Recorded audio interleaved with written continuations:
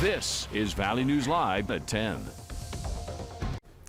Good evening and thanks for joining us. I'm Nishay Taylor. Last night, a fiery crash between a car and motorcycle happened on 45th Street South, sending one man to the hospital. Valley News Team's Aaron Walling spoke with eyewitnesses who saw those events unfold.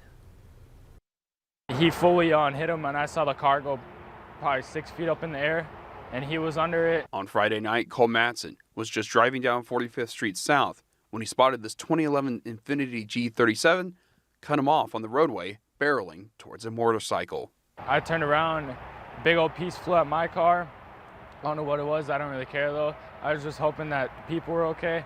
The North Dakota Highway Patrol says the G37 rear-ended the motorcycle, causing the motorcyclist to be trapped underneath, and a fire started soon after. I didn't see my buddy anywhere, and then all of a sudden people are yelling, he's under the car, and the car started on fire. Austin Erickson, a friend of the motorcyclist, also witnessed the crash. He says he jumped into action by getting bystanders to help pull his friend to safety. Nobody knew what to do. Everybody's just running around. They were trying to leave him under the car. I said, well, there's like hundreds of us running around here right now. Let's just pick it up and get him out of there. The driver of the motorcycle was able to escape the crash without life-threatening injuries. I'm pretty sure he got hit at 60 miles an hour. If he didn't have his helmet, he probably wouldn't have been here. As we get closer and closer to the summer months, Erickson says to be more careful around bikers. Watch out for bikers and just make sure you're paying attention, really. In Fargo, Aaron Walling, Valley News Live.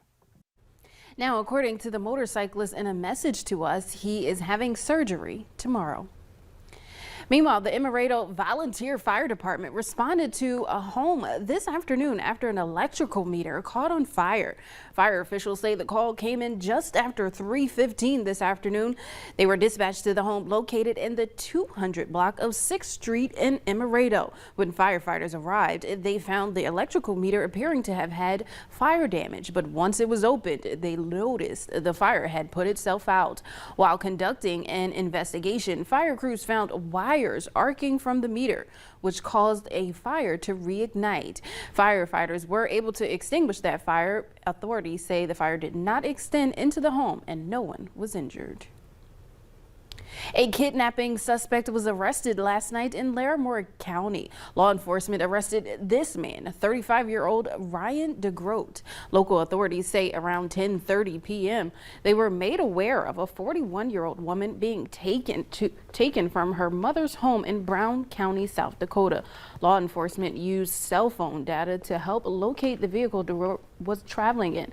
The vehicle was later found at a rest stop on Highway 281 near Edgeley, which is about 40 miles south of Jamestown.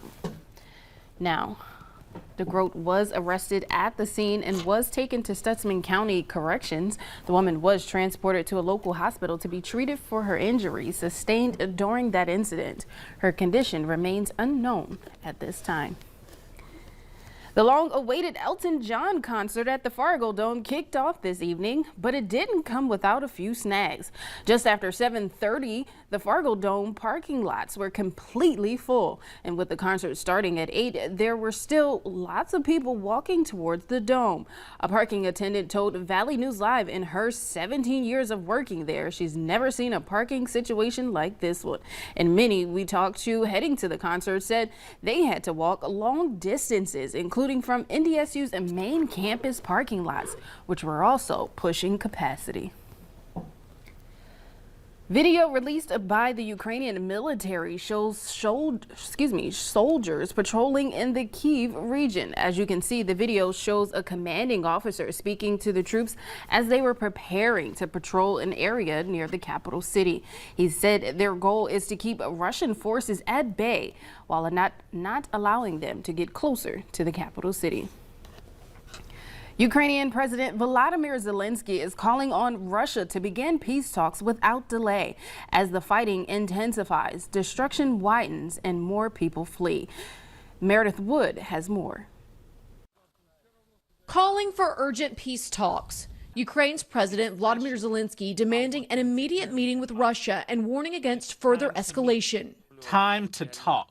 Time to restore territorial integrity and justice for Ukraine, or else This comes as Russia launched new missile strikes at a military barracks, reportedly killing dozens of Ukrainian troops. Local officials say rescue operations are still underway as several Ukrainian cities remain under attack. It is a very difficult time for Ukraine, for my city. Meanwhile, the frantic search continues at a theater being used as a bomb shelter in the city of Mariupol, destroyed by Russian bombs earlier this week. A new satellite image showed the extent of the damage. President Zelensky says 130 people have been pulled from the rubble, but hundreds more may still be trapped. On Saturday, during a trip to Bulgaria, U.S. Defense Secretary Lloyd Austin said Russia used, quote, brutal, savage techniques to target civilians. Putin's war of choice against Ukraine has been tragic. Russia's invasion has taken a terrible toll on Ukrainian lives. The UN's refugee agency says more than 3.3 million people have fled their country since Russia's invasion. And as the casualties rise, one doctor says his maternity hospital has been turned into a hospital for the wounded. I feel the smell of the death and the smell of the blood. I'm Meredith Wood reporting. 4 soldiers were killed when a U.S. military aircraft crashed during a NATO military exercise called Cold Response. This is video of Marines in training preparing for that exercise back on March 5th. The wreckage was found by a rescue helicopter and a Norwegian military plane that was searching for that missing aircraft. Officials say poor weather conditions made it impossible for rescue aircrafts to land. UNICEF says 1.5 million children are among the 3 million refugees who left Ukraine for surrounding countries. UNICEF is calling for stronger measures to protect them as some children are traveling alone. The organization is encouraging countries welcoming refugees to strengthen child protection screenings at border crossings to identify at-risk children and help reunite separated children with their families. They also say children fleeing war are at a higher risk of human trafficking and exploitation. Later on Valley News Live at 10, an ending turns into new beginnings. More on how one business is looking to come back stronger after being forced to close. But first, temperatures are expected to reach the lower 50s for the first day of spring. Summer's up next with your forecast.